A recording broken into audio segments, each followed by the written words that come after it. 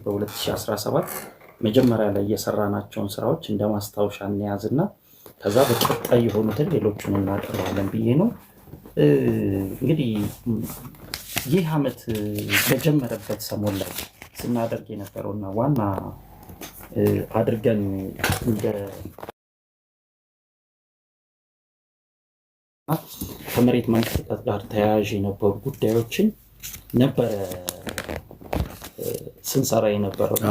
ካስታወስክ በዚህ በደቡብ ክልልና በአንዳንድ በኦሮሚያ ክልሎች ላይ የተነሳ ከባድ የመሬት መንሸራተት ገጥሞ እዚህም ዝግጅታችን ላይ ባለሙያ ይዘን መጥተን ከዛው የመሬት ላይ ጥሩ እውቀት አለን ብለን የምናስበውን አንድ ባለሙያችንን እዚህ ይዘን ጠርተን መጥተን ነበር።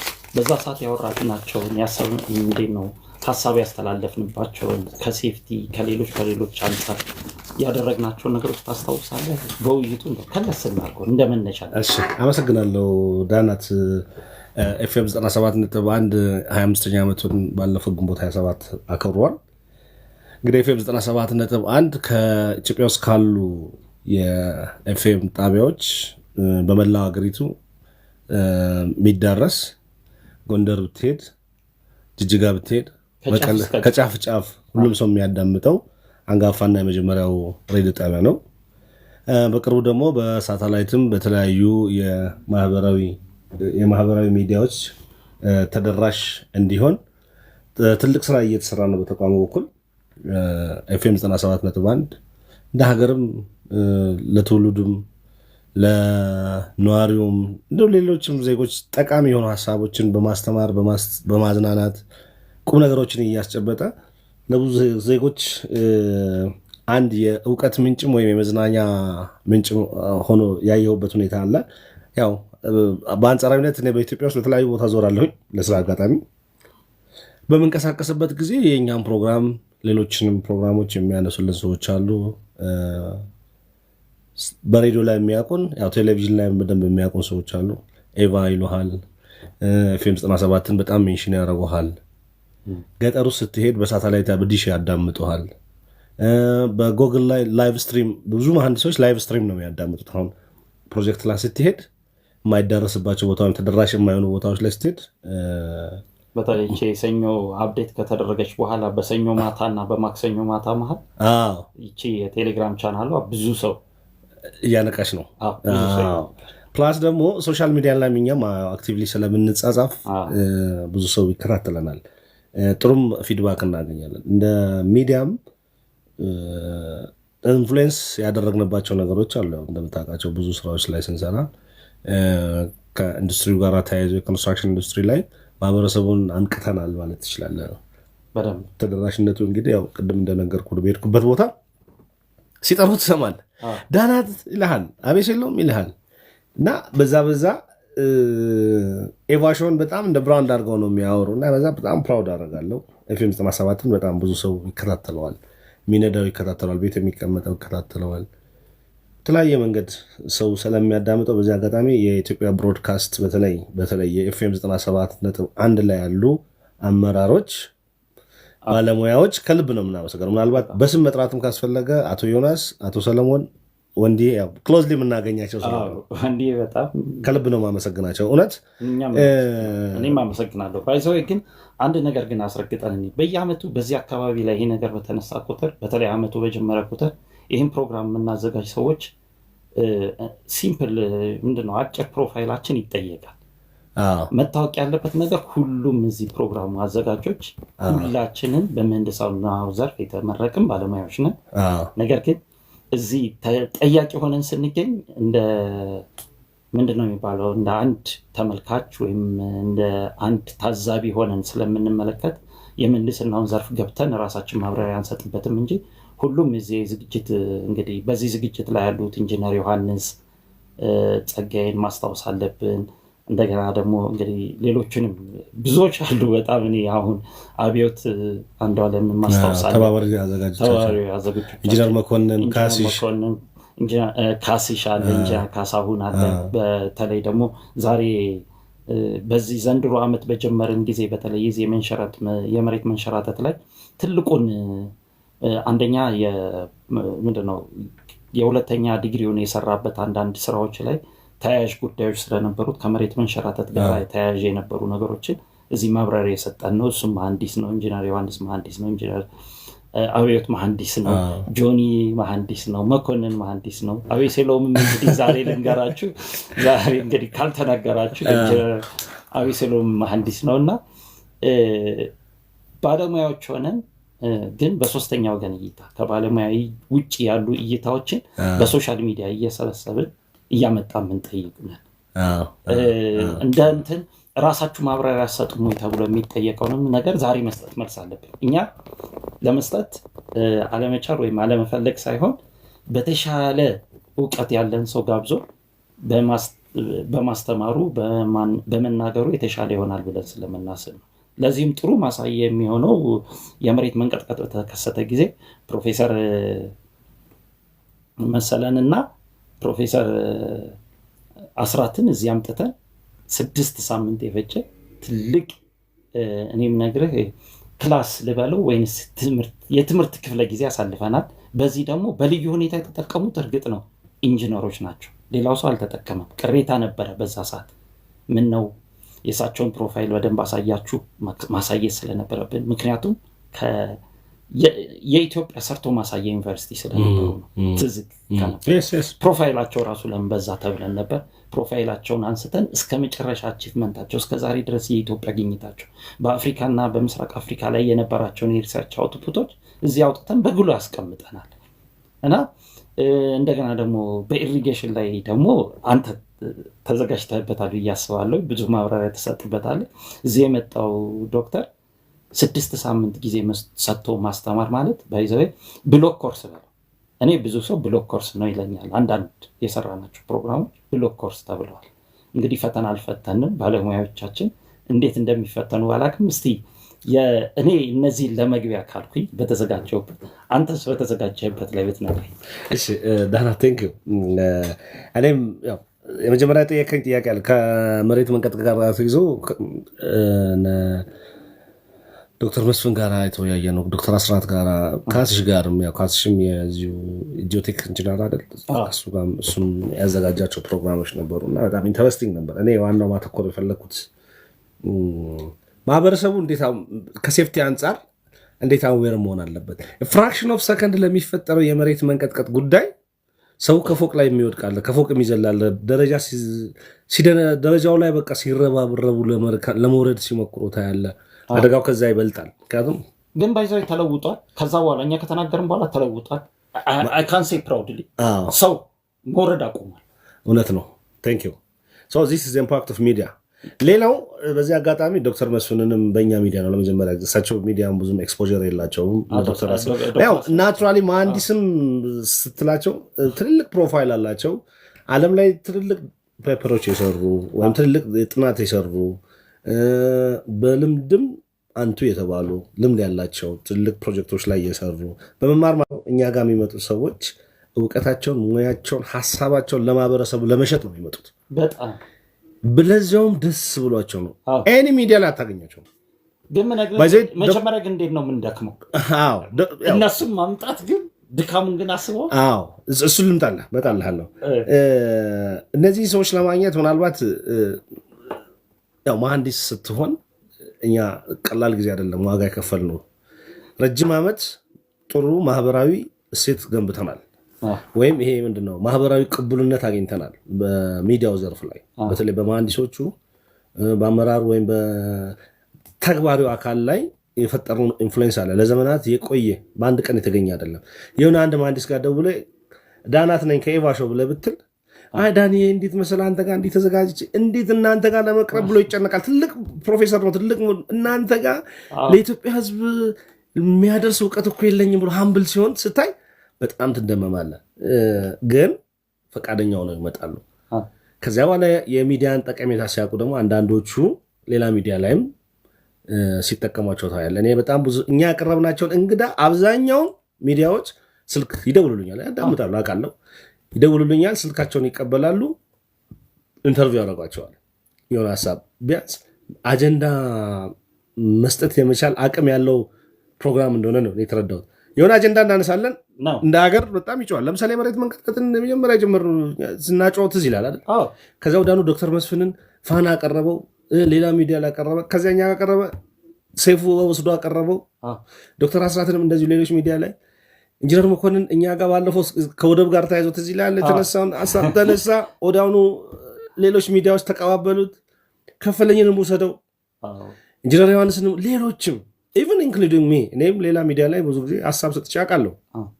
ስለዚህ ምን ያህል ሚዲያችን ኢንፍሉዌንሻል እንደሆነ ወይም ተደራሽነቱ ጥሩ እንደሆነ ማህበረሰቡን እንደሚያስተምር በተለይ አሁን በዚህ ላይ ከዚህ በፊት ባነሳናቸው እንደ የተወሰኑትን ልንቀስል ወደ ኢሪጌሽን እንመጣለን። በኮንስትራክሽን በሪል ስቴት ዘርፍ ላይ የሰራናቸውን ነገሮች አንተ ታብራራለህ። እኔ በመስኖና በመንገድ ላይ ትንሽ ላንሳ። በመስኖ ዘርፍ ላይ ምናልባት አድማጫችን ስልክ ሊያስገባ የሚችል ከሆነ ዙሪያ ላይ እሳቸው የተወሰነ ሀሳብ ሊሰጡን ይችላሉ። በመስኖ ዘርፍ ላይ በጣም በርካታ ስራዎች ተሰርተዋል። እኛ ፕሮግራሞችን ነጥረን ካወጣን በኋላ የኩራዝ ስኳር ፕሮጀክትን መንግስት ትኩረት ሰጥቶ ጥሩ ስራ እየሰራ ያለበት ሁኔታ ነው። በፕሮጀክቶች ላይ የታዩ ክፍተቶች፣ በግድቦቻችን ላይ የነበሩ ክፍተቶችን ታውቃለህ። እኛ ከዚህ በፊትም የተጨቆኑ ግድቦች ልን በማህበራዊ ሚዲያ በተለያየ ነገርም ከኢንጂነር ዮሱፍ ከድር ጋርም አውርተንበታል፣ ጽፈንበታል። እኔም በተለያየ የመስኖ ፕሮጀክቶች ላይ የስኳር ፕሮጀክቶች ላይ ዞሬ በተመለከትኩትን ያየሁትን ጽፍ ያለው በሚዲያው ላይም ለማውራት ሞክሬያለሁ። ግን በጣም አሪፍነቱ ፕሮፌሽናል ነገር ስለሆነ መንግስት ጆሮ አለው፣ ያዳምጣል፣ ለመቀበልም ዝግጁ ነው። በብዙ ነገር በኋላ የምናነሳቸዋል። እኔም የተሳተፍኳቸው ትልልቅ ፕሮጀክቶች፣ እኔም የተሳተፍኳቸው የስታንዳርድ ኮዶች፣ ፖሊሲ ጉዳዮች ላይ አሉ። በመንገድ ዘርፍ ላይ አንድ የሀሳብ ላንሳና ኢንጂነር ዮሐንስ ገብተዋል። እስከዚያ ያዳምጠን። በመንገድ ስራ ዙሪያ ላይ በጣም በርካታ ሀሳቦች ተነስተዋል። በጣም በርካታ የተበላሹ መንገዶችን ጥቆማ ሰጥተናቸው የኢትዮጵያ መንገዶች አስተዳደር ያስተካከላቸው፣ ሌሎች ኮንትራክተሮች የሚያዩባቸው በተለያየ አጋጣሚ እንደሆነ በዚህ አጋጣሚ አንድ ወቅት እዚህ ላይ እንደሆነ ከደቡብ ክልል ከጂንካ አካባቢ ከዚህ ከአሪዞና አካባቢ ውስጥ ወደ ኩራዝ ፕሮጀክት የሚሄደው ማጎ ፓርክን ክሮስ አድርጎ የሚሄድ ትልቅ መንገድ አለ። ስላይድ አድርጓል። መንገዱ ችግር ውስጥ ነው ያለው። ድልድይ ኦሞ ፓርክ ላይ ያለ ድልድይ ተሰብሯል። እዛ በቀን ውስጥ በሺዎች የሚቀጠሩ መኪኖች ናቸው የሚንቀሳቀሱት ወደ ፓርኩም ወደ ፋብሪካው የሚሄደው። አንድ ቀን ድልድዩ በመቆረጡ ምክንያት የሚፈጠረው የኢኮኖሚ ክራይሲስ በመንገዱ ባለመሰራቱ ምክንያት በርካታ ስራዎች ይቆማሉ፣ በርካታ ስራዎች ይበደላሉ። በገንዘብም በጊዜም የምናጣቸው ብዙ ነገሮች አሉ። መንገዱ ዞረን ደግሞ ለመግባት የሚፈጀው ኪሎ ሜትር ትዝ ይላል። አስደንጋጭ 300 ኪሎ ሜትር ነው የሚጨምረው። በሌላ መንገድ ስትሄድ ሾርት ከት እያለ 300 ኪሎ ሜትር የነዳጅ ፍጆታ ምንም ካልኩሌት ስታደርጉ ከኢኮኖሚ አንጻር በጣም ኪሳራ አለው። ከዚህ ከጋዘር አንስቶ እስከ ሜጨር ያለው ከዚህ ከስኳር ፕሮጀክት ጋር ተያይዞ ከራይት ኦፍ ዌይ ጋር ችግር የነበረ ብሎ አንድ ልጅ አንስቶ ጠይቆን ነበረ። ያ ልጅ የጠየቀውን ጥያቄ ኢንጂነር ዮናስን በዚህ አጋጣሚ የኢትዮጵያ ኮንስትራክሽን ኮርፖሬሽንን ላመሰግን እፈልጋለሁ። ኢሚዲየትሊ ያን ፕሮግራም አዳምጠው ምን አይነት ምላሽ እንደሰጠው ልንገርህ። መንገዱን በቅርቡ እንጀምራለን። ስላይድ የሚያደርግ ችግር ያለባቸው ቦታዎች አሉ። ፕላስ ደግሞ ከራይት ኦፍ ዌይ ጋር ወይም ከካሳ ጋር ተያይዞ ያልተፈቱ ጉዳዮች አሉ። እነሱን እየጨረስን ነው። ኢሚዲየትሊ እሱ ነገር እንዳለቀ ወደ ስራ እንገባለን። ኢቭን ያኛው እንኳን ፔንድ ቢያደርግ የኢትዮጵያ መንገዶች ባለስልጣን የሚሰራበትን ጥሩ ኦፖርቹኒቲ እየፈጠርን ነው። ከነሱ ጋር ተነጋግረን ከኛ አቅም በላይ ሆነ የኢትዮጵያ መንገዶች ባለስልጣን ይሰራል። ሌሎችን ግን በቅርቡ ሰርተን እናጠናቀቃለን ብለዋል። ይህን ምላሽ ሲሰጡን እጅግ በጣም ነው ደስ ያለኝ። አቤሴሎም ነኝ። እንዴት ነህ? እግዚአብሔር ይመስገን። አንተ እኮ ለእኛ አዘጋጃችንም ብቻ ሳትሆን እንድንበረታ አቅም እንዲኖረን ጂ&ዋይ ኢንጂነሪንግ ባለቤትና ስራ አስኪያጅ ነህ። ስፖንሰር ሆነህን ረጅም ጊዜ በጋራ ስትሰራ የነበርክ መልካም ሰው ነህ። ሰው ያው ብዙ ጊዜ ቁም ነገር ያው እኛ ሀገር ወይ ፖለቲካ ነው ወይ ፉገራ ነው የሚሆነው እና ቁም ነገር ላይ ትንሽ እንትን አለና ጋፕ አለ ሰው ለመቀበል ወይም ለማዳመጥ እና ስፖንሰር በጣም በቸገረን ጊዜ ስፖንሰር ሆነህናል። ባለሙያ በጠፋ ጊዜ ወይም ፕሮግራም የሚያዘጋጅ ሰው በጠፋ ጊዜ መጥተህ ፕሮግራማችንን መርተሃል። እንግዳ በሌለ ሰዓት ራስን አስገብተህ እንደ አንድ እንግዳ ኢንተርቪው አድርገሃል። ይሄ በጣም ከልብ የምናመሰግነው ነውና ጆን በጣም ከልብ ነው የማመሰግነው። ሰሞኑን ማህበራዊ ሚዲያ ላይ አንድ የተብራራ ወይም የተዘዋወረ ያለ ነበር በዚህ ከኢትዮጵያ መንገዶች ባለስልጣን ወይም መንገድ ስራ ጋር ተያይዞ እነዚህ ኳሪ ሳይቶች በነፃ ነው ወይ የሚያገኙት? ውሃስ የሚጠቀሙት ለትልልቅ ግንባታዎች ኤክስትራክት የሚያደርጉት በነፃ ነው ወይ? ለምን ከፍለው አይጠቀሙም? ከፍለው ቢጠቀሙ ለበርካታ ዜጎች የስራ እድል መፍጠር ይችላል የሚል ሀሳቦች በጣም እየሄዱ ነበር እና ከህግ አንጻር ከዓለም አቀፍ ህግ ወይም ፊዲክ ወይም ከኛ ሀገር ፒፒ አንጻር ወይም በተግባር ከምታውቀው አንጻር ይሄ ነገር ትክክለኛ ነገር ነው ወይ? ኳሪ ሳይቶችን ለሳቤዝ ለቤዝ ኮርስ ለኮንክሪት ማምረቻ በነፃ ነው ወይ እየቆፈሩ የሚጠቀሙት? ከሆነስ ትክክል ነው ወይ? ውሃስ በነፃ ነው ወይ የሚጠቀሙት የሚለው ነገር ስብታብራራል። ሄሎ ኦኬ፣ ስልክ ተቋርጧል። እንግዲህ በቃ ኦልሬዲ በቂ የሆነ ምላሽ ሰጥቶናል። ባይገባም ችግር የለም። ሌላ አድማጭ ብታስገባልንና ምናልባት ሀሳብ አለኝ ካለ ደውለም ቼክ ማድረግ ትችላለህ ቴክኒሻናችን። ዛሬ እንግዲህ እኛንና አድማጮቻችን በቀጥታ የስልክ መስመርም ይሁን እንደዚሁ በቀጥታ የሬዲዮ ጣቢያ ዝግጅት የቴክኒክ አገልግሎቱን እየመራልን ያለው ሄኖክ ተፈራ ነው። ዛሬ እንግዲህ እያመሰገንናቸው ከምንቀጥላቸው ሰዎች ውስጥ አንዱ የኤፍኤም አዲስ 97.1 ቴክኒሻኖቻችን ነው። ሁለት ስራ ነው የምናሰራው አብዛኛው ጊዜ፣ ምክንያቱም የሌላ የሚሸፍንልን ባለሙያ በብዛት ባለማግኘታችን ምክንያት እነዚሁ ቴክኒሻኖች ስልክ ያነሱልናል፣ ጥያቄ አንዳንድ ጊዜ የሚሰበስቡልናል፣ እንደገና ደግሞ መልሰው መልስ ይሰጡልናል። እነዚህ ቴክኒሻኖቻችን እንግዲህ ዛሬ ፊት ለፊታችን ሄኖክ ስለተገኘ ለሄኖክ ቀጥታ ምስጋናውን ስንሰጥ፣ ሌሎቹ ግን እንግዲህ እዚህ ስማቸውን መጥቀስ የሚችላቸው የተወሰኑ ድሮች አሉ። ታምራት አለሙ፣ ኬቤክ ዱላ፣ ኬቤክ ዱላ፣ መስፍን ሴቷ ደግሞ ምህረት ክፍለ ዮሐንስ፣ ብዙ አሉ ቴክኒሻኖች። እነዚህ ሁሉ ቴክኒሻኖቻችን ትልቅ ምስጋና ይገባቸዋል እና ማመስገን ያለብን ይመስለኛል። እንደው ወደ ነጥባችን እንሂድና እንደው የመሬት መንቀጥቀጡን አወራን፣ የመሬት መንሸራተቱን አወራን፣ ሪል ስቴት ላይ የተሰራውን ትንሽ ገረፍ አድርገና ሪል ስቴት ላይ ያደረግነው ነገር ምንድነው? መጀመሪያ አቴንሽን ይሰጠው ነበር። የዛሬ 2 ዓመት ከምናምን አካባቢ ትዝ ይለኛል እና የሪል ስቴቱ ሂደት ምን መምሰል እንዳለበት አቅጣጫ መያዝ ስንጀምር ትዝ ይል እንደሆነ አንድ ጥሩ ባለሙያ ያለ ተብለን ደሳለኝን አገኘ ነው። ኢንጂነር ደሳለኝን ታስታውስ? ከዛ ኢንጂነር ደሳለኝን እግዚአብሔር ይስጠው፣ እሱም አላሳፈረንም። ብዙ ነገሮች ገረፍ አደረገልን። ከዛ በኋላ ግን የሪል ስቴት ህግ ሊወጣ ነው ሲባልና የሚወጣው ህግ ደግሞ አንዳንድ ክፍተቶች አሉት የሚባል ነገርን ባወቅንና በሰማን ጊዜ ቀጥታ ትኩረት ሰጥተነው ነው የሰራነው። በጣም ከፍተኛ ትኩረት ሰጥተነው የሰራነው። አሁንም እንግዲህ ማመስገን ካለብን የህዝብ ተወካዮች ምክር ቤትም ጭምር ከባድ ምስጋና ይገባዋል። የመሰረተ ልማት ቋሚ ኮሚቴ ሰብሳቢው ነገሩን አዳምጠው፣ እሳቸውም ዶክተር ናቸው፣ ዶክተር አርክቴክት ናቸው፣ ዶክተር እሸቱ።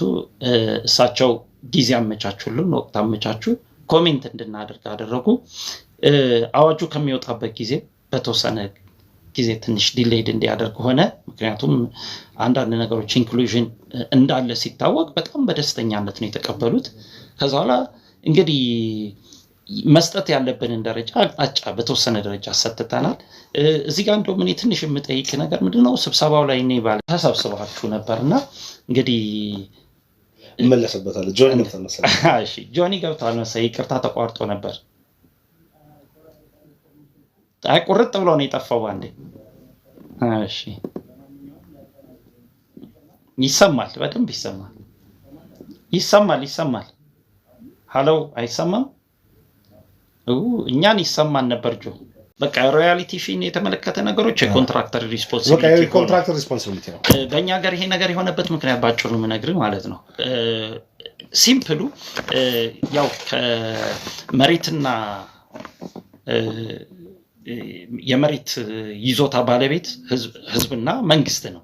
መንግስት በቀላሉና በርካሽ ዋጋ ማቅረብ እስከቻለ ድረስ የመንገድን ዋጋና የሌሎች ኢንፍራስትራክቸሮችን ዋጋ ርካሽ ለማድረግ ሮያሊቲ ፊ ሳይኖርበት ኮንትራክተሩ እንዲሰራ፣ ምክንያቱም ያንን ሮያሊቲ ፊ አስቦ ዋጋ ቢገባ የመንገዱ ወጪ እንዳይጨምር በማለት የተደረገ ነው። መንገድ ላይ ብቻ ሳይሆን ድልድዮች ላይ፣ እንትንም ላይ፣ ግድቦችም ላይ፣ ሌሎችም ላይ እነዚህ ነገሮች ኢምፕሊመንት ተደርገዋል። ይህንን ለማጠቃለል ያህል ነው። የሪል ስቴት ላይ ጥያቄ አንተ ጋር ልኬ ነበር፣ አትሸሻት። እንዴት ነበረች ያቺ ውይይት? አክቹዋሊ በሪል ስቴትም በሌሎችም የአንድ ቲንክ ታንክ ግሩፕ ተቋቁሞ ነበር። በመሰረተ ልማት ቋሚ ኮሚቴ ሰብሳቢ ይባላል በተወካዮች ምክር ቤት ውስጥ። በእነሱ አማካኝነት የቲንክ ታንክ ግሩፕ ተቋቁሟል። እዛ ውስጥ ደግሞ እኛም እንደ ሚዲያም እንደ ባለሙያም ተጋብዘን በፓርላማ ተገኝተን ነበር። በተገናኘንበት ወቅት ከቤቱ የተነሱ ሀሳቦች አሉ። እኛም በተለያየ ጊዜ የምናነሳቸው ሀሳቦች አሉ። ያንን በደንብ አጠናክረው የተሻለ ህግ በማውጣት አጽድቀው ወደ ትግበራ ተገብቷል። ዝርዝር ነገር አሁን ካለን ሰዓትም አንጻር ዝርዝሩን በጊዜው አቀርባለሁ። ግን እንደ ሚዲያ ምን ያህል ኤፍኤም 97.1 በጣም ሪስፔክትፉል የሆነ ሚዲያ መሆኑን የምታውቀው ሜንሽን ያደርጉታል። አንዳንድ ትልልቅ ሚቲንጎች ላይ ስትጠራ የሚገርም ነገር ኤቫሾን ሜንሽን ያደርጉታል። ትልልቅ ቦታ ላይ ትልልቅ የኮንትራክተሮች ስብሰባ ሊሆን ይችላል፣ ትልልቅ የአማካሪዎች ውይይት ላይ ሊሆን ይችላል፣ ትልልቅ የፖሊሲ ጉዳዮች የምነሱት ጉዳዮች ላይ ሊሆን ይችላል። ሌሎችም እንደዛ በተመሳሳይ ነገር ከዛ ጋር ተያይዞ ሌላ አንዱ ሰዓታችንንም ዝም ብለን ገረፍ እናድርግ የሚል ነገር ስላለ አድማጮች ምን ይላሉ ስለኛ ፕሮግራም? እኛ አወራን፣ እውነት ነው ወይ ያወራነው ወሬ? መሬት ላይ የእኛን ፕሮግራም የሚከታተል ከአዲስ አበባ፣ ከአርባ ምንጭ፣ ከድሬዳዋ፣ ከጅማ፣ ከመቱ፣ ከጎንደር፣ ከመቀሌ ብቻ በመላው ሀገሪቱ ያለ አድማጭ ቁጥራችን በ0911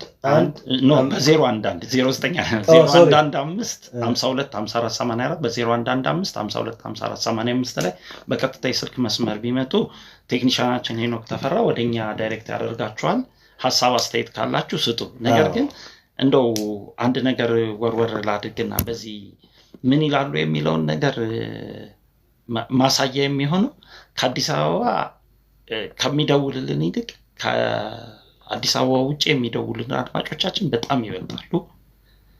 ብዙ ተደጋጋሚ አስተያየት የሚሰጠን አለ። ከአዲስ አበባ ያው የዘወትር አድማጫችን አብነት እንደተጠበቀ ሆኖ ሌሎች አሉ። ሌሎች በተለይ ከሐረር በጣም አበከበ በጣም ደስ ከዝዋይ አንድ አቡሽ አብዜት ታሪኩ እነዚህ ከአርባ ምንጭ ሻምበል ሐረር ወደ 2 ናቸው 3 ልጆች አሉ። አንድ የህግ ባለሙያም ትደውልልን ነበር። ከሸዋም አንድ መምህር መምህር ለስሜ አይገለጽ የሚለው አሉ። ከነቀምት እንደዚሁ የሚደውሉልናል። ከጂጂጋም ከዚህ ታስታውሳለህ? ምን እንደሆነ ልንገርህ። ለምሳሌ እነዚህ በጣም በኢትዮጵያ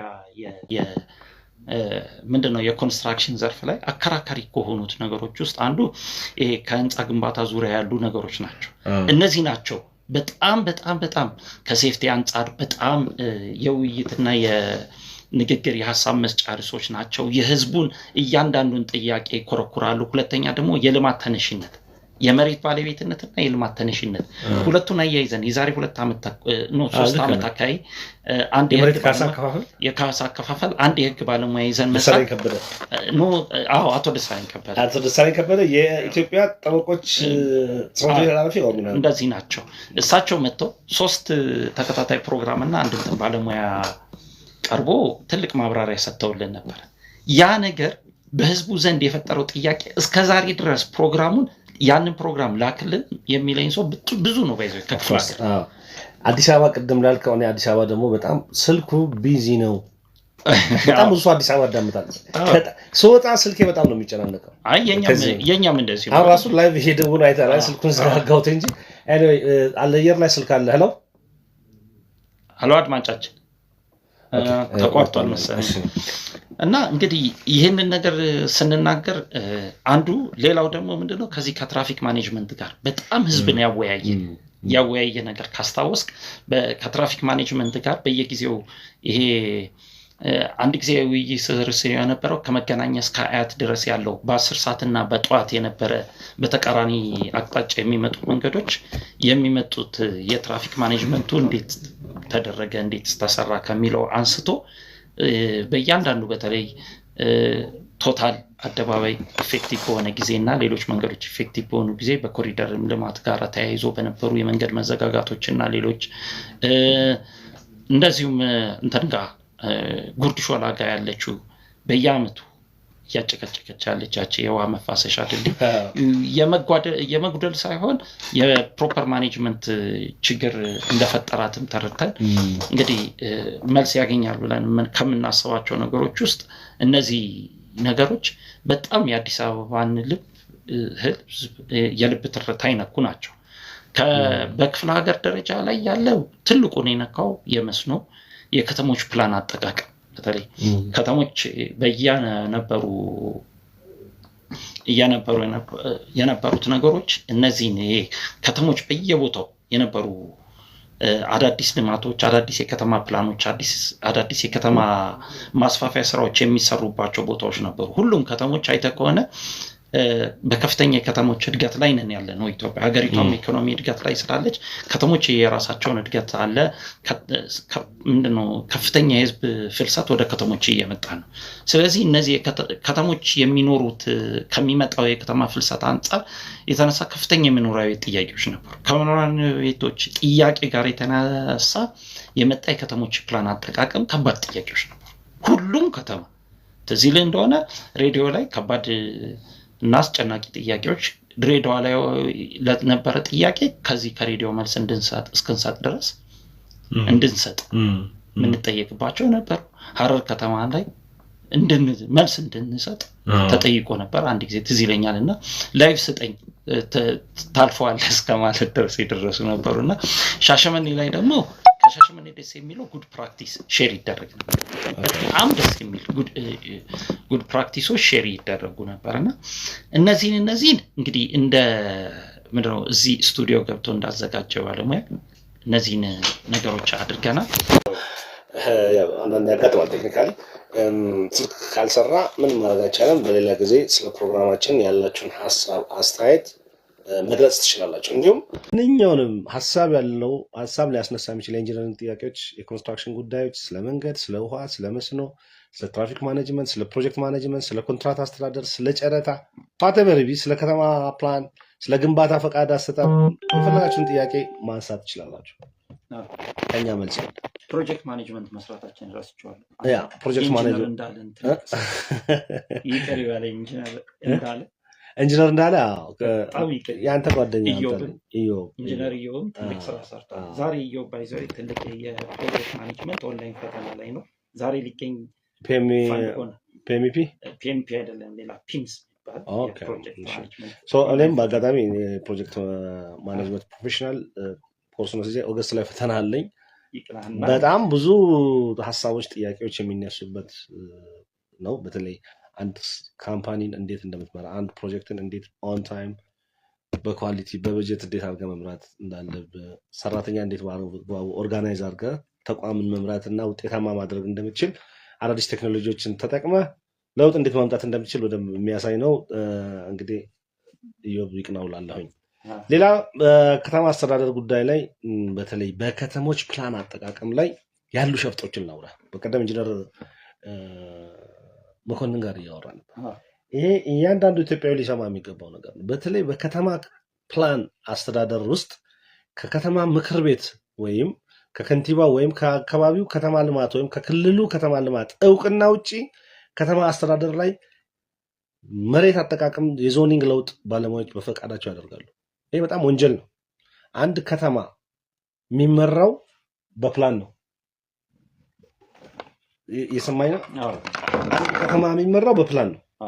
እንግዲህ በፕላን የሚመራ ከተማ ውስጥ ህግን መሻር ማለት ነው። አገልግሎቱን የምትቀይር ከሆነ ከመንግስት እውቅና ውጭ ወይም ከከተማ አስተዳደሩ እውቅና ውጭ፣ ለምሳሌ ግሪን ኤሪያን ለሌላ አገልግሎት መጠቀም፣ ኮሜርሻል ኤሪያን ለመስጊድ ወይ ለሃይማኖት ወይም ለኦርቶዶክስ ወይም ለሆነ ነገር መጠቀም፣ የንግድ ቦታ፣ የእምነት ቦታ ራሱን ይቻላል። የማኑፋክቸሪንግ ኤሪያን ሌላ አገልግሎት መጠቀም፣ ይሄ በጣም ሮንግ ነገር ነው። መጠቀም አይቻልም እያልኩ አይደለም። የሙያ ስብጥሮች የነሱ አስተያየት እንኳን ባልተጠየቀበት የከተማ ፕላን ለምሳሌ መንገድ ይዘጋሉ። የከተማ ፕላን ሲዘጋጅ ደግሞ ከታች ያለው ፕሮፌሽናል ባለሙያው አርባን ፕላነሩ፣ ሲቪል መሐንዲሱ፣ ሰርቬሩ ምናምን ነው መዘጋጃ ቤት ውስጥ የተጠራቀመው ታውቃለህ። የነዚህ የተለያየ የሙያ ስብጥሮች የነሱ አስተያየት እንኳን ባልተጠየቀበት የከተማ ፕላን ለምሳሌ መንገድ ይዘጋሉ። የከተማ ፕላን ሲዘጋጅ ደግሞ ፕራክቲካሊ የሚያጋጥመን ከፕሮፌሽናል ኤቲክስ አንፃር በኋላ አነሳለሁ ያልኩት ነው። ፕራክቲካሊ የሚያጋጥመን ነገር ምንድነው? ፕላን ሲሰራ እንደ ኢንጂነር መኮንን ቢያወራም ራሱ ደስ ይለኝ ነበር ከደም ሲያወራ ስለሰማው መንገድ ዳይቨርት ያደርጋሉ። በቃ ፕሮፐርሊ ብሎኮቹ በ80 ሜትር ወይም በ40 ሜትር ውስጥ በቃ በአግባቡ የከተማውን ውበትንም ገጽታውንም የሚገልጽ ስለሆነ መጠቀም ሲገባ እንዳትጠቀም ያዘብራሩታል። አንዱን 20 ያደርጉታል ወይ አንዱን 30 አንዱን 80 ዝብርቅርቅ ያደርጉና ያለ ምንድን ነው የሚደረገው መሰለህ? ኢቭን የመንገድ አላይመንትን ይስተዋል። የመሬት አጠቃቀም ቫሊዩን ያሳጠዋል። የመሬቱን ቫሊዩ በቃ ትልቅ አገልግሎት ሊውል የሚችል ቆንጆ መሬትን ለማይረባ ነገር እንዲውል ያደርጉታል። ብክነትም ነው፣ ሪሶርስም ብክነት ነው።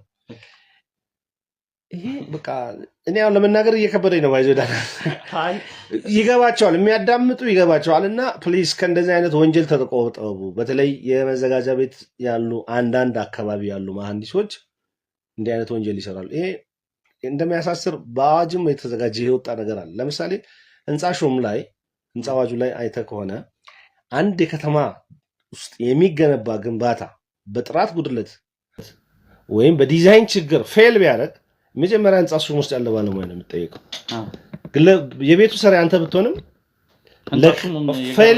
ለፌሌሪቲው ምክንያት ህንፃ ሹሙ ነው ይታሰራታል።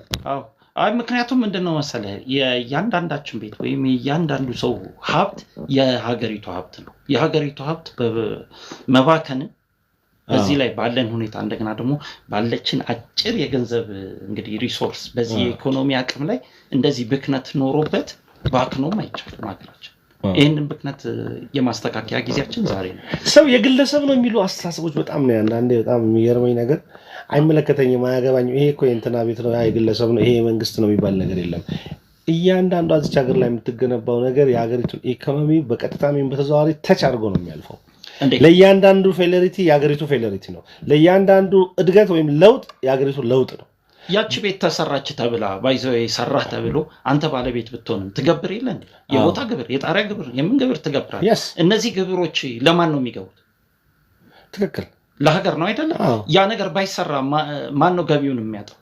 ትክክል ሀገር ነው የምትጎዳው። ታዲያ የስራ ለስንት ዜጋ የስራ እድል ይፈጥራል። እና ምን ለማለት ፈልጌ መሰለህ ቦታዬ ነው የራሴ ነው ማንም አይመለከተውም የሚል አለ። መንግስት ተቋም ውስጥ የሚሰራ መዘጋጃ ቤት ደግሞ ወይ ግለሰቡ የሆነ መላ ገብቶለት ምናምን ይሄ እንደዚህ ነው እሱ እንደዛ ነው የከተማውን ውበት ያበላሻል እኮ። የፈለግከውን ዲዛይን አንድ ቦታ አታጸድቅም እኮ። ቀለም ዝም ብለህ አትቀይርም። ባይዞ ዝም ብለህ ሜዳ ላይ አጥር ማጠር አትችልም። እንደፈለግክ መገንባት አትችልም። ኤቭሪቲንግ ስታንዳርድ አለው።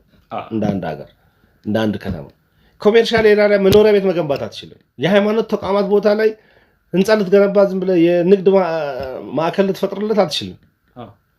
እንደዚህ አይነት ባለበት ሁኔታ የከተማዋን ፕላን አቢዩዝ የሚያደርጉ ሰዎች አሉ። ይሄ ፕሮፐርሊ መጠናት አለባቸው፣ መስተካከል አለባቸው። ህዝቡ ተጠቀመ ማለት አገር ተጠቀመች ማለት ነው። ከተማዋ አደገች ማለት አገር አደገች ማለት ነው። ይሄ ኮሪደር ልማት ላይ የሰራነው ስራ ቀላል እኮ አይደለም። ትልቅ ማሳያ እነዚህ ነገሮች እኮ ማስተካከያ ነው። አንዱ የማስተካከያ እርምጃ ነው የተወሰደባቸው። አንዳንዶቹ ኮሪደር ልማት እኮ አብዮት ፈጥሯል ብያለሁ እኔ ከሌላ ነገር ጋር ሰው አንዱ ምን አለኝ በቀደም ድሬዳዋ ከመንግስት ጋር ትሰራላችሁ እንዳለ ያ ፕሮፍ ሙያ ነው የምንሰራው። ያኔ ላይክ ስለ ኮሪደር ልማት ወይም ስለ የሚሰሩ ጥሩ ነገሮች ስትሰራ ከመንግስት ጥቅም የምታገኙ ምንም ከኪሳችን ገንዘብ አውጥተን ሀገራችን ስለምንወድ ሙያችን ስለምንወድ የምንሰራ ኢትዮጵያውያን እንጂ ከየትኛው የመንግስት ወይም ከየትኛው ግለሰብ ጋር ምንም አይነት ንክኪ ያለን ሰዎች አይደለንም። ከፖለቲካም ነፃ የሆኑ ሰዎች ነን። ነገር ግን የሚሰራው ነው የኮሪደር ልማት አፕሪሼት ስናደርገው ፕራክቲካሊ ትናንት ከነበረው ዛሬ ላይ የተሻለ የኮንስትራክሽን አብዮት ተፈጥሯል። ከተሞቻችን እየተዋቡ ነው፣ እያደጉ ነው። ሲያንቀላፋ የነበረ ባለሙያ ነቅቷል። የተለያየ ቴክኖሎጂ እየተገበረ ነው። ከዚህ በፊት ፕሮጀክት በአግባቡ የማይመራ አመራር ጉዳይ አይደለም የሚል አካል አሁን ፕሮፐርሊ ፕሮጀክት እየመራ ነው። ለውጥ እየታየ ነው። ባለቤት እየሆነ ነው። ምናያቸው ለውጦች ከተሞቻችን እየቀየሩ ነው። ቅድም ቢያለ ስለ አርባን ፕላኒንግ እያነሳን ነበር። የከተሞች የፕላን አጠቃቀምን ፕሮፐርሊ ቁጭ ያድርጎ እያሳየን እኮ ነው የኮሪደር ልማት። አሁን የገጠር ልማት ተብሎ ተጀምሯል። ስለ ገጠርን ማልማት ወይም ማይግሬሽንን ወደ ከተማ የሚመጣውን ከገጠር ወደ ከተማ የሚመጣውን ፍልሰት ለመከላከል ከዚህ በፊት የዛሬ ዓመት ምናምን ብዙ ፕሮግራም ሰርተናል። በምን አይነት መንገድ አካባቢው ላይ ከተማ መመስረት ትችላለህ፣ እንዴት መገንባት ትችላለህ፣ ሜካናይዜሽን ፋርሚንግ ያለው ቤነፊት ምንድን ናቸው፣ ከኢኮኖሚ አንጻር፣ ከፓወር ሰፕላይ አንጻር፣ ከመጠጥ ውሃ አንጻር፣ ከማህበራዊ አገልግሎት አንጻር ነፍ ነገር አውርተናል። ዛትስ ዋይ እኛ ያቀረብነው ሀሳብ ነው ብለን ባንልም በጣም በርካታ መንግስት አማካሪዎች አሉ፣ በጣም ከኛ የሚበላልጡ ጂኒየስ ሰዎች አሉ፣ እናውቃለን። ግን የምናቀርበውን ሀሳብ ማህበረሰቡ አንደርስታንድ በማድረጉን እኔ ፕራይድ አደርጋለሁ። ያው እዚህ ጋር ምንድነው በተለይ ከዚህ ከአዳዲስ የከተማዎች ወይም ደግሞ የመኖሪያ ቤቶች ከመመስረት አንጻር ከሚነሱት ውስጥ አንዱ የነበረው ትልቁ ነገር ማወቅና ማመን ያለብን በዚህ በኢሪጌሽን በተለይ ኢሪጌሽን በመኖሩ የተፈጠሩ ከተሞችን ቆጥረን ነበር ከኢንጂነር ዩሱፍ ጋር ጠቅላይ ሚኒስትሩ በቀደም ሲያወራ ኦሞን ሂዱና ጎብኙ እያለ አዳዲስ ፕሮግራሞች ከተሞች ማቆጥቆጥ ማለት በዛ አካባቢ የሚነሳ ማንኛውም የገንዘብ ልውውጥ የካሽም የሌሎችም ነገሮች የሀብት ልውውጦች ምንድነው ነገር የሚፈጥሩት የአንድ ሰው ተጠቃሚነት ሳይሆን የጋራ ብዙ ተጠቃሚነትን ይፈጥራል። እርሻን ቅድም ስናነሳ ኢሪጌሽን አንዱን ገበሬውን አስበ ውሃውን የገበሬ ቦታ ጋር ስናደርስለት ገበሬው አምርቶ ይሸጣል። እዛ ድረስ ነጋዴ ይመጣል። እዛ ጋር ነጋዴ በመምጣቱ ደግሞ ለዛ ነጋዴ ደግሞ ምርትና አገልግሎት የሚልክ ደግሞ ሌላ ነጋዴ ይፈጠራል። ከሱ የሚቀበልም ለሱም የሚሸጥ ነጋዴ ይፈጠራል። የንግድ ማዕከል ይፈጠራል ማለት ነው። ትልልቅ እርሻዎች በተፈጠሩ ቁጥር ብዙ ገበሬዎች በአንድ ማህበር ይኖራሉ፣ በአንድ አካባቢ ይኖራሉ፣ በአንድ እንቅስቃሴ ያደርጋሉ። የጋራ ኢንተረስት ይኖራቸዋል። የጋራ ፍላጎት ካለ ደግሞ የጋራ የሚያደርግህ አንድ አካባቢ ይፈጠራል ማህበር። ከተማ በእንደዚህ አይነት ሁኔታ ነው አንዱ ከሚፈጠሩ እነው እንጂን ብናይኮ ከእርሻው ጋር የመጡ የተፈጠሩ ከተሞች ነው። ወንጂኮ ብዙ በየራሳቸው የተከፋፈሉ ዞኖች ያሉት ትልቅ እንትን ነው። እንትንን የምንሄድ ፊንጫ እርግጥ የፊንጫ ኢሪጌሽን ከመምጣቱ በፊት የዛን ያህል ሰው ይኖር ነበር እንዴ? እነውሞ እንግዲህ አሁን እየተፈጠሩት ያሉት በሎወር ኦሞ ላይ እየተፈጠሩ ያሉ ከተሞች ከኢሪጌሽኑ ጋር በፊት የዛን ያህል ማህበረሰብ እዛ ነዋሪ ነበር እንዴ? አንድ ነገር ሪሶርስ ሲኖር ወርቅም እኮ ሲገኝ ሻኪሶ ላይ ወርቅ ሲገኝ ከፍተኛ የሰው ፍሰትም አለ ወደዛ። እንደገና ደግሞ የዛ አካባቢ ቢዝነስም ይንቀሳቀሳል፣ ሰውም ይመጣል፣ ከተማም ፎርም ያደርጋል። አንድ ሪሶርስ ተገኘ ማለት እንግዲህኛ ዋና ሪሶርስ ምንድነው መሰረተ ልማት ላይ ትኩረት ያደረገ ነው ዝግጅታችን ስንል ሪሶርስን ነው የሚያንቀሳቅሰው፣ የሚያገላብጠው፣ የሚለውጠው፣ የሚያስጠንተው። አዲስ አበባ እኮ ጠጠር የአዲስ አበባ ህንጻዎች በሙሉ የተገነቡት በአዲስ አበባ ጠጠር አይደለም እንዴ? ከአዲስ አበባ በወጣ አሸዋ አይደለም የተገነቡት። እነ ከንትን ድረስ እኮ ከላንጋኖ ድረስ አሸዋ አምጥተናል እኮ። ስለዚህ የአዲስ አበባ ከተማ ውስጥ ለሚሰራ ህንጻ የላንጋዶ አካባቢ ያሉ ነዋሪዎች የእንትን እንቅስቃሴ ይኖራቸዋል ማለት ነው። እየተረዳኸኝ? አንድ ነገር ከተማ ፎርም ማድረግ መቻል አለብን። ሪሶርስን ከአንዱ ቦታ ወደ አንድ ቦታ ማንቀሳቀስ መቻል አለብን። እነዚህ ነገሮች ለማንቀሳቀስ ዋና ነገር ምንድነው? የመሰረተ ልማት ሊንኬጆች ወይም ደግሞ የተጣራ ንጹህ የሆነ ከሙስናም ቢቻል ከሙስናም ከማንኛውም በጣም ብዙ አንስተናል። ኤቲክስ ምንድነው? መጀመሪያ ሙያው ምን ይፈልጋል? ማንኛው ፕሮፌሽናል ስራ ትክክለኛው የስራ መንገድ አለ። ከትክክለኛው የስራ መንገድ ሳይንስን፣ ዕውቀትን እና ደግሞ ከዚህ በፊት የነበረን ፕሪቪየስ ፕራክቲስን መሰረት አድርገህ ነው የምትሰራው። ድልድይ እንዴት እንደምትሰራ ታውቃለህ። ተግባባን? የድልድዩን ከፍታ ግን የምትወስነው የአካባቢውን ሰው በመወሰድ እንደገና ደግሞ ጂኦሎጂክ ጥናት በማድረግ ነው። ሁለቱን ነገሮች የአካባቢው ሰው አትሊስት በህይወት ዘመኑ ከፍታ ወንዙ የቱ ጋር ሞልቶለታል ብለህ ምን ድልድይ ትንሽ ሆነ ትልቅ ሆነ የአካባቢውን ወንዝ የሙላት ሁኔታ ሳታጠና አትጀምርም። ይህ ማለት የአካባቢውን ዕውቀት ይፈልጋል። ከአካባቢው ዕውቀት ትነሳለህ። ከዛ በኋላ ሳይንስን መሰረት ታደርጋለህ። እንደገና ደግሞ ጥናትን መሰረት ታደርጋለህ።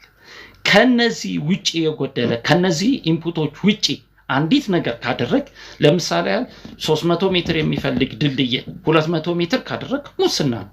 አቅም ስለማይፈቅድ ያ ነገር በተገቢ ሁኔታ ተጠንቶ ታውቆ ለምን እንዳልተሰራ ፉትነት ተደርጎ ከዛ በኋላ ነው መኬድ ካለበት ያንን ነገር ግን አይቶ በቃ እንደዚህ አይነት 3 ሰው ለሚኖርበት ቤት 300 ሜትር ድልድይ ስራ ይለኛል እንዴ ያ ነገር እኮ ያ መንገድ እኮ ሲገባ ኦሞ ላይ ለመጀመሪያ ጊዜ ድልድዩ ተሰርቶ ሲገባ እኮ የዛን ያህል ድልድይ አስፈልጎት ነበር ወይ ብለው እኮ ያስጠይቃል ስናስበው የነበረው ትልቅ ድልድይ ነው የተሰራው ነገር ግን አሁን የመጣውን የኢሪጌሽን እና የሌሎች ነገሮችን ስታስብ የዛ ድልድይ በዛ ሰዓት በዛ ጥራትና በዛ ከፍታ መሰራቱ አስፈላጊነቱን ተረዳይ ነገር ግን ሳይንሱ ከሚፈቅደው የማህበረሰቡ ወይም ደግሞ እስከዛሬ ድረስ ፕሪቪየስ ፕራክቲስ ከሚያስፈልገው ነገር በታችም ካርግ ያልተገባ በላይም ካደረግ ኤቲክስ ይንጥሳል መስመር ከመስመር ወጣ ነው ኤቲክስ እኮ ማለት ልክ ባጭሩ ምንድነው መሰለህ በአንተ ለምሳሌ ያህል እኔ የምነግር ነገር ትዳር ለመመስረት እንግዲህ ከመሰረታዊ የትዳር መመስረቻ ከሶስቱ አንዱ መከተል አለበት አይደለ ወይ በሃይማኖታዊ በባህላዊ ወይም ደግሞ በመዘጋጃዊ በህጋዊ መንገድ ከምንለው በመነሻው ከዛ ውጭ ትዳር መሰረታለው ብለህ ካልክ ምንድነው የሚሆነው ህገወጥ ትሆናለህ ልክ ያንን የህግ መስመር በስታልፍ ህገወጥ እንደምትሆነው ሁሉ በኮንስትራክሽኑ ዘርፍም ያለው ኖርማል ፕራክቲሱ ሶስቱ የአካባቢውን ዕውቀትን ተግባባን ከዚህ በፊት የነበረን በጎ ፕራክቲሶችንና ሳይንሱን አፋልሰ ከሄድክ በቃ ህገወጥ ትሆናለህ ልክ ለምሳሌ የህንጻሹ የኤልዲፒውን ጥሶ ህንጻ ቢፈቅድ ምንድነው የሚሆነው ወንጀለኛ ይሆናል አይደለ በወንጀል ሰርቶ አልተደረገም አይደለም ጥያቄ እኛ ምንለው ህንጻሹሙ የህንጻ ኤልዲፒውን ጥሶ ሌላ ፍቃድ ቢሰጥ ወንጀለኛ ነው ብለን እንናገራለን አይደለ ይህ ወንጀለኛ የሆነበት ምክንያት ምንድነው ብለ ብታስብ ኤልዲፒው ነው መጣሱ ኤልዲፒ ማለት ሳይንሳዊ ጥናቱን አልፎ ተላልፎ ሄደ ማለት ነው ያንን ተላልፈ ከሄድክ በቃ በምንም መስክ በለው ኤቲክስን ጥሳል የሙያ ስነ ምግባር ሶስት ነገሮች እንድትጠብቅ ነው ሙያ የሚሰጥ ዕውቀት የሚሰጥ ከዚህ በፊት የነበረ ፓስት ፕራክቲስ አንተ አንብበ በዕውቀት በምን አዳብረ ያመጣው እንደገና ደግሞ የአካባቢውን ሰው ያንን ስራ የምትሰራለት የአካባቢ ሰው መጉዳት የለብህም ማፈናቀል የለብህም ማፈናቀል ካለብህ በህጋዊ መሰረቱን በጠበቀ ሁኔታ መሆን አለበት የነሱን ዕውቀት ደግሞ አንደርማይን ማድረግ የለብህም ምክንያቱም የነሱ ዕውቀት ልምድን የቀሰመ እንደዚህ ሲሆን ምንድነው የሚነገር ነገር አለ እኮ በወንዞች አካባቢ ስትሄድ አይ እንትኑ ሰማዩ አርግዟል ያያ ሆድ መስሏል ከወንዝ አካባቢ ዞር በሉ ተባላል ያንን ነገር እንደው በምን ትምህርት አግኝተዋል ነገር በየትኛው የሳይንሳዊ ትምህርት አግኝተዋል ዝናብ መጣ ሊዘንብ ነው ዳይሬክት ሊዘንብ ነው ደራሽ ሊመጣብ ይችላል ከወንዝ አካባቢ ራቅ ነው አይደለ ፕራክቲስ እኮ ነው እንጂ በየትኛው የትምህርት መስክ ላይ እስቲኔ የምነግር ነገር እንግዲህ ሃይድሮሎጂውንም ምኑንም ተምረዋል አይደል የትኛው ላይ እስከዛሬ በነበረው ዕውቀት እንደዚህ ሲሆን እንደዚህ ነው ተብለ ተነግሯል ከወንዝ ራቅ ተብላ ያንን ያስተማሩ አባት ምን ያስተማሩ ነው እና ኤቲክስን እኔ ባጭሩ የምገልጸው ምንድነው ከሚጠበቅብህ በቃ ቀድም ያልካቸው ሰው ማህበረሰብ ካሰመረልህ መስመር ዕውቀት ካሰመረልህ መስመር ህግ ካሰመረልህ መስመር ከወጣ ዕውቀት በትምህርት ያገኘው ዕውቀት ማህበረሰብ ያሰመረልህ ከማህበረሰብ እኮ መውጣት የለበትም ዕውቀት ምንም ቢሆን መጀመሪያ ማህበረሰቡ ማሳመን አለበት ከዛ ህግ ደግሞ አለ እነዚህን ሶስቱን ነገሮች በትንሽም ይሁን በትልቅ በወጣ ቁጥር ኤቲክስን ጥሳል እሺ ያላት ቴንክ ዩ በጣም አመሰግናለሁ ካለን ሰዓት አንፃርም ካልዳሰስናቸው ነገሮች ውስጥ በተለይ በኮንስትራክሽን ኢንዱስትሪ ውስጥ የፋይናንሻል ችግር አለ ታውቃለህ እሱ ለብቻው መስራው ብዬ ነው እውነት ከባድ ነው ከዚህ በፊት አንስተናል ከነ ዶክተር ለጤና ጋር አንስተናል ከፋይናንስ ጋር ተያይዞ ለኮንስትራክሽን ኢንዱስትሪው የብድር አገልግሎት የብድር አሰጣጥ በጣም ደካማ መሆኑን አንስተናል ምክንያቱም ኢንዱስትሪው ከፍተኛ የሰው ኃይል የሚይዝበት ብዙ ቴክኖሎጂ የሚካሄድበት ብዙ የእውቀት ሽግግር የሚደረግበት ትልቅ ሀብት የሚራመድበት ቦታ ስለሆነ የፋይናንስ አቅርቦት ላይ በጣም ጋፕ አለ ምናልባት እስካሁን አንዳንድ ስራዎች እየተሰሩ ነው አዳዲስ ተቋማቶችም አዳዲስ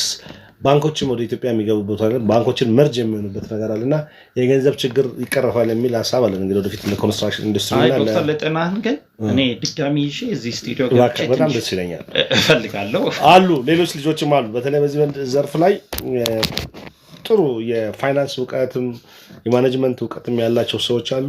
አንድ ላይ በጋራ አድርገን ውይይት የምናደርግበት ጊዜ ይኖራል። ምናልባት አንድ ደቂቃ ናት ያለችን። ከዛ ውጪ በፍሳሽ አወጋገድ ላይ ባለፈውም አንስተናል፣ አውርታችኋል። እናንተም ፍሳሽና ቆሻሻ አወጋገድ ላይ በጣም ጥንቃቄ መደረግ አለባቸው።